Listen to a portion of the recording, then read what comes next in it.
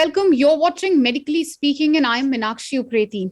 Now, this is a show where we take complex medical issues, decode, deconstruct for the benefit of our viewers. Today, we all know the number of COVID cases are rising exponentially. India is seeing up to 90,000 cases. It is a many-fold rise as far as COVID cases is concerned. The situation is alarming. But we all keep saying that it's a silver lining as the cases are mild. But by saying that the cases are mild, are we becoming complacent? And in case our hospital systems get overwhelmed, are we prepared for that? Or can we just depend on the mildness of the variant? Also, in the show, we will be discussing the protocols for treatment of COVID because there is a lot of confusion regarding it. To discuss all of this and more, I have Professor Anil Arora. He's the HOD Gastro Department from the Gangaram Hospital. Dr. Dhiren Gupta is also with us. He is one of the most renowned pediatricians of our country. He's from the Sir Gangaram Hospital. We'll also be joined with Professor Mohsin Wali. He is a senior cardiologist, Padma Shri, very known face as far as medical circles are concerned. We also have Dr. Sachin Bajraj. He's the head of the Ujjwala Sinus Group. Thank you all for joining us. I'm going to start with you, Professor Arora. Sir, as far as the protocol for treatment is concerned, now we know that there are 3 drugs basically which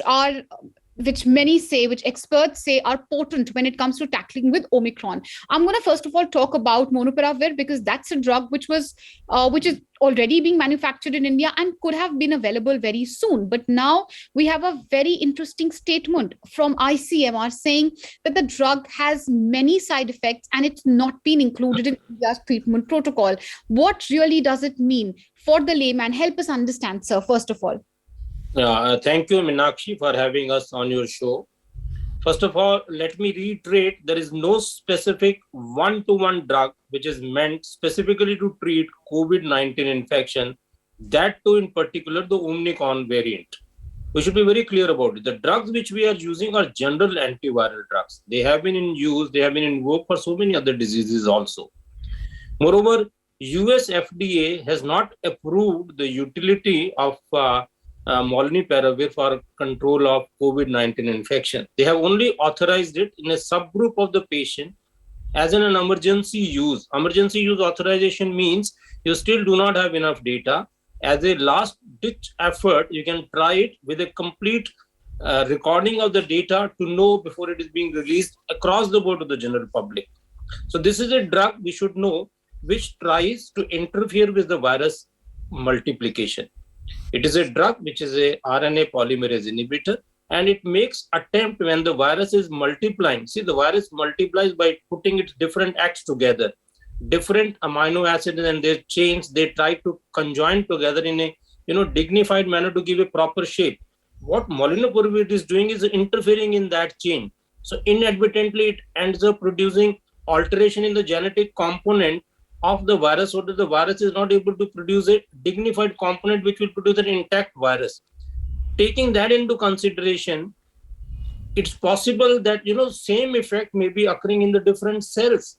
After all, how does the protein form from an RNA? It is by translation. And when you are trying to interfere, there is always a risk that it is going to lead to mutagenicity and teratogenicity. That means it can alter the changes within the cells, leading to carcinogenicity, or it may be able to pass on to the germline cells. So these are the 2 major concerns.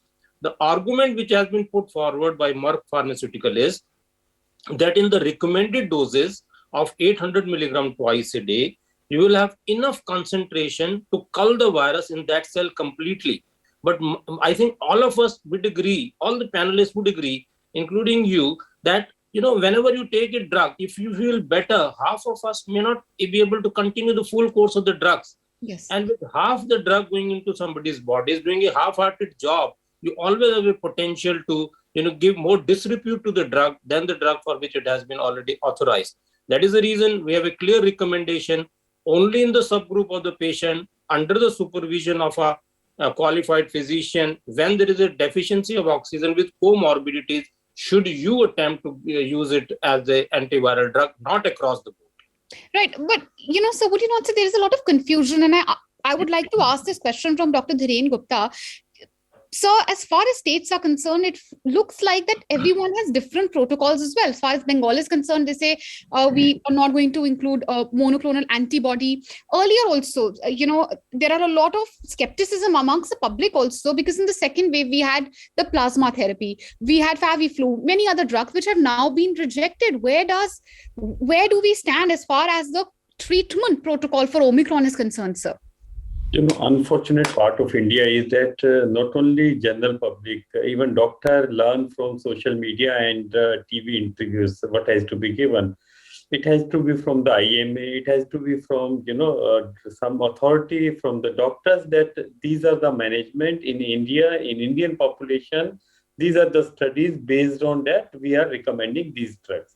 We take all those guidelines from NIH, from American guidelines, from CDC, and we always feel that they are more authenticated than our own Indian guidelines, because we feel that in the Indian guideline, not only science, when we make the policy, other than science, lot of factors get cumulated, right? Resources and these type of statements comes in media. That is very unfortunate. When we talk, suppose you want, I should prescribe you drug. It is my responsibility. What are side effects? Whether you actually need it or not. And it is going to be my responsibility about that drug, that I should tell you that this drug is not indicated, this drug is indicated, right? So you should not go to the social media to check it again, that, okay, whether the doctor is prescribing. So this is an unfortunate part. Now, because this virus was changing for past 2 years, and the drugs were not, we were not ready to, we didn't had ready-made drugs against this virus, so that hit and trials came into place. So that is okay with the pandemic. Everybody was desperate. Somebody was using remdesivir very early. Somebody was not using remdesivir, and there were a lot of confusion, and WHO was party to it. WHO also created a lot of confusion, and people lost trust in the WHO because they felt that this is just working for the China. This type of sentiment not only came in mind general public, but also among doctors. Now, having said that, I agree with the previous speaker. There are 2-3 drugs. One is antiviral. Second is antibodies, which prevent any virus to invade into the cells. And whatever is available in India, only one drug and only one antiviral in the present circumstances, that is Molnupiravir, that is going to be little bit effective. When we talk about little bit effective, means it is going to prevent 30% hospitalization, right? So like in influenza, if I take an example of influenza. Influenza, we know that drug is available, like oseltamivir, but in thousands of the patients of influenza, we just prescribe in one of the patients, right? And even if the efficacy is better than this drug, but still we don't prescribe, because these viruses will go automatically. They are not indicated. The basic indication is only one. In a given circumstances where disease can have fatal or serious effect on the patient, only then this drug has to be prescribed in high risk situation. That we need to understand. You've succinctly said that as far as the doctor is concerned, you obviously weigh the pro and cons. And what happens is when you have, of course, statements like these coming out where we are told that it can have genetic defects, the drug can be extremely harmful. It does sow some sort of suspicion in the mind of the people as well. So that's a fair point, sir. But Dr. Wali, let me ask you one question, then I'll go to Dr. Bajraj. Dr. Wali, I think Dr. Gupta very rightly said that out of the 3 big drugs, you only have one drug which is available.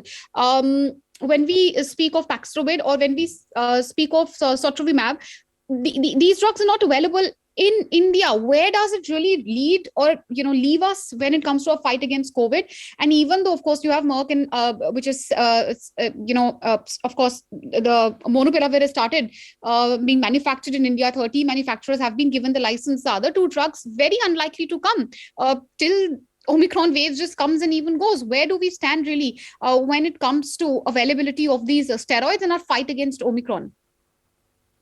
Yes, Meenakshi, thank you for this lively discussion on Molnupiravir and drugs for this rare disease, which we hardly know about. It is very common statement, and this holds true, and this will always hold true. There is an ill associated with every pill, but there is no pill for every ill. Our system is so much full of side effects, and this is one reason people have disliked allopathy. Most of the connoisseurs of Ayurveda and homeopathy, they justify by saying this, that allopathic drugs have side effects. I agree with this statement, but there is no harm in using a drug which is beneficial. But beneficial is a big word which is proven over decades, over time. I will give you one example. Thalidomide.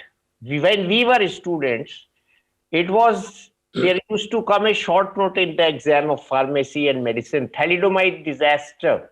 Was a very common drug used for day to day for general pain relief and general symptomatic relief, especially by ladies. Then we had very serious side effect of thalidomide. Studied fused arms or phocomelia, or arms were absent. Children were born without upper limbs. Then now this is one of the major drugs used to treat a condition called multiple myeloma, and a few other conditions this is being used. So this keeps changing. When we started discussing coronavirus, there was a mix of politics, medicine, and money. Mind you, I am very frank in giving these statements. We are being dictated by Western pharmacological giants and the Western pharmacological industry. And all this, what is happening, you ban plasma therapy, you bring double antibody. You do this, you do this. Instructions are coming from there. The reason for countries like India is that our medical research needs to be strengthened. I don't say it is weak, but it needs to be further augmented and strengthened. And we used to have our own norms, our own population studies, because the studies abroad widely show that the things which are applicable on black race is not true for the white race. We are using the doses prescribed by most of the foreign books, which they prescribe according to their height, which is more than us, their weight, which is always more than us, and their other economic, social, and demographic conditions. Mind you, some of the drugs which, let me just complete this sentence. Okay. Some of the drugs which we are using cause overdosage in India. So we have to be very careful. We get fascinated very soon when a new thing comes and start using it. Everybody, even quacks, start writing it. I have seen several prescriptions of Molnupiravir. I don't testify. Okay, so one needs to be very, very careful, of course, when prescribing these steroids. But, Dr. Bajaj, let's talk about perhaps where do you stand as far as the antibody cocktail is concerned? I have two doctors from the Gangaram Hospital, and that's a hospital which has been experimenting. Wait, I'm also from Gangaram. Yeah, right. So I actually almost all the panel from the same hospital, and you all have been experimental with the antibody cocktail. But where do you stand on the same, sir? Because as far as Bengal is concerned, they have discontinued it, and that's why perhaps the confusion. Yeah, Meenakshi, I agree on a lot of points with Dr. Wali that pharma interests drive a lot of decision making, unfortunately, in the medical community. Molnupiravir, as you know, I don't know if you know the root of the word, it is from Mjolnir, which is Thor's hammer. So that drug was supposed to be so powerful, like a hammer on viral RNA replication, that Emory University discovered this drug in 2014, way back, as part of their DRIVE initiative, and then very sensibly, I think, abandoned that drug because of so many side effects.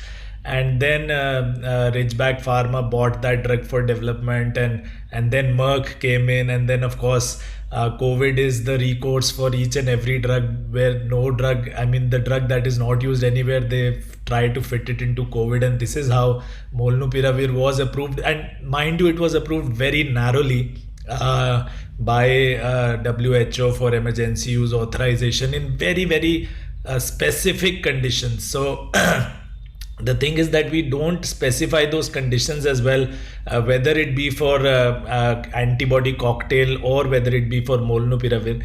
So Molnupiravir, mind you, has not had any study at all in vaccinated individuals. So if you are vaccinated, if you have Omicron, then there is no role either for the antibody cocktail or Molnupiravir. So for the antibody cocktail, Roche very clearly says that if you have already got antibodies, that means if you've been infected earlier or you've been vaccinated, there is no role for the drug. And for Omicron especially, there is no role at all. It is absolutely not indicated. So if you are having these drugs, and we are hearing horror stories from Mumbai especially, people are going in and getting admitted into ICUs and asking for antibody cocktail, saying please give us an antibody cocktail, this is what we want, because this is the latest craze to do now, because this is the treatment we want. So all these medicines, please, through your channel, I'm appealing to let doctors decide what to do. I mean, it's not for IAS officers or for patients or for the social media to decide. I am getting so many WhatsApp messages saying, should we stock up on Molnupiravir, because we've heard it's a very good drug and we want to stock it for all our employees. So can you get them arranged for us? It is. I mean, in every way we get all these idiotic kinds of crazes that sometimes you're stocking remdesivir, sometimes you're stocking up tocilizumab. Now this time we're stocking up more, and all these drugs in the end, of course, come to naught, right? We've seen that. So it is a very fluid situation, very experimental. Let the doctors decide what is good, I would say. And let's not go overboard trying to use these medicines, which are more harmful than useful, is what my personal opinion is. Well, absolutely, self-medication not an option. This is also just for information, education, but end of the day, I think that's a point which almost all doctors across the panel are making, that do not go via Google information, trust your doctors. But I think, as Dr. Bajaj said, Professor Arora, and I'll just take a quick comment from all of you, because it was rather short debate and I don't have much time and as extensively would have liked to discuss the issue. I think there is a very important point which we are missing. The fact that many of us say that Omicron is mild, and I agree with Dr. Bajaj that maybe there is no need for hospitalization. Of course, there's a panic. People are getting hospitalized. But do you think that by calling the cases mild again and again, we are somehow missing the bus and we are becoming complacent, Dr. Arora? Yeah, Meenakshi, so far as mildness is concerned, it is a relative term. When you talk of a national figures, then the criteria for saying it is a mild, moderate or severe disease is how many of your COVID beds are occupied, for the need for oxygenation, for external ventilatory support and ventilator. That is a criteria which is now being used by Mumbai. It is a different toolkit to use it as a parameter. But if you go by an individual, every single viral infection can be fatal. Depending upon your immune status, your age, your concomitant morbidities, and the way you respond to the virus, every single case may be fatal. So it may be a silver lining for the nationalistic policies for all across the world, for your filling up of the COVID data. For an individual patient, you can never let your guard lower down. You have to keep up your vigil. That is the reason everybody who is infected should be tested and isolated. People need to be, more cautious and vigilant all the time. But Dr. Gupta, aren't the hospitals getting overwhelmed already? Because there are, of course, a lot of healthcare workers who are getting admitted, who are testing positive, because the infection rate is very, very high, isn't it? Yeah. Problem with this infection is that it spreads very fast, and if the delta affects one, it affects maybe around 20, 50. So the number is so huge. Say, for an example, we take in South Africa example, that there was mild. But Dr. Anil Arora said is correct. If the number of people in one colony is equal to the number of people in one city in America, in UK and elsewhere. So what is going to happen? Today a patient, a 13-year-old, presented with low blood pressure on day one, and she came COVID positive, and it was COVID that was leading to this low blood pressure. I mean to say, any given patient, it's a relative term, mild.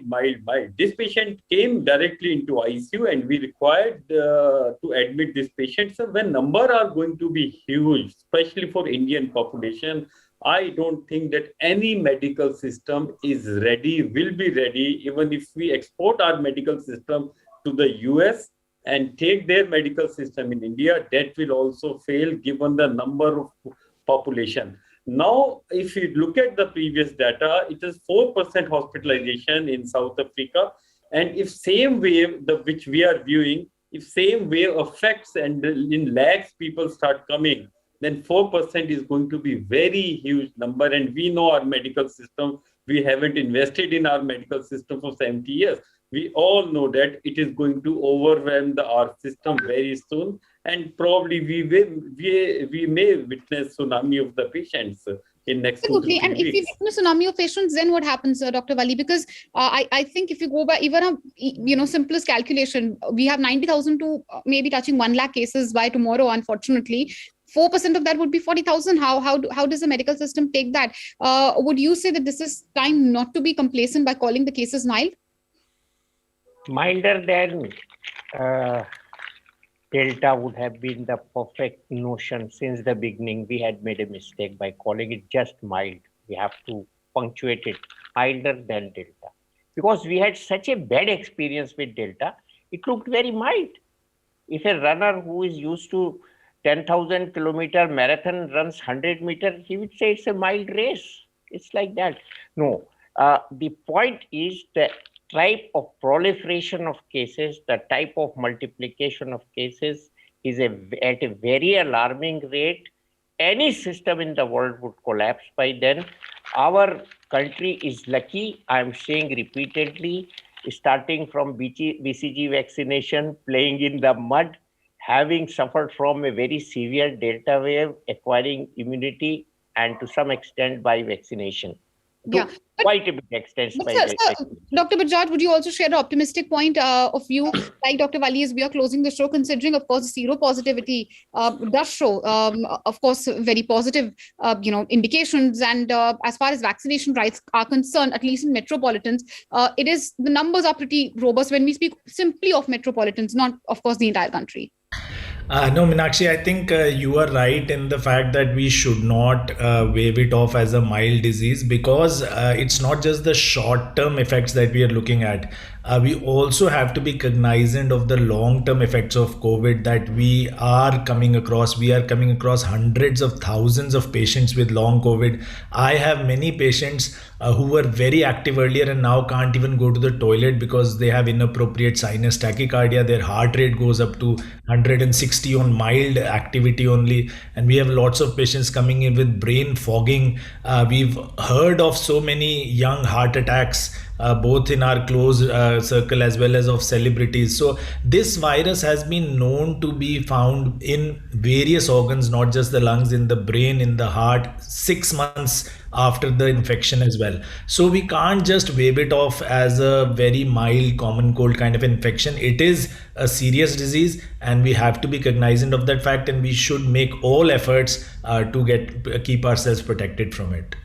Well, keep your guards up. Ensure that you mask up. Mask, of course, is a vaccine which you have in your pocket. That's a message, of course, which medical experts have reiterated through the last wave, and it continues in this wave as well. Omicron may be mild when we look at larger numbers, but when it comes to one person, of course, we don't know how it affects you personally.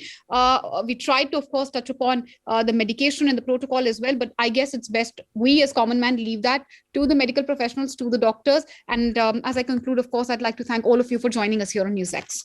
Thank you. Thank you. Thank you, Meenakshi. Okay.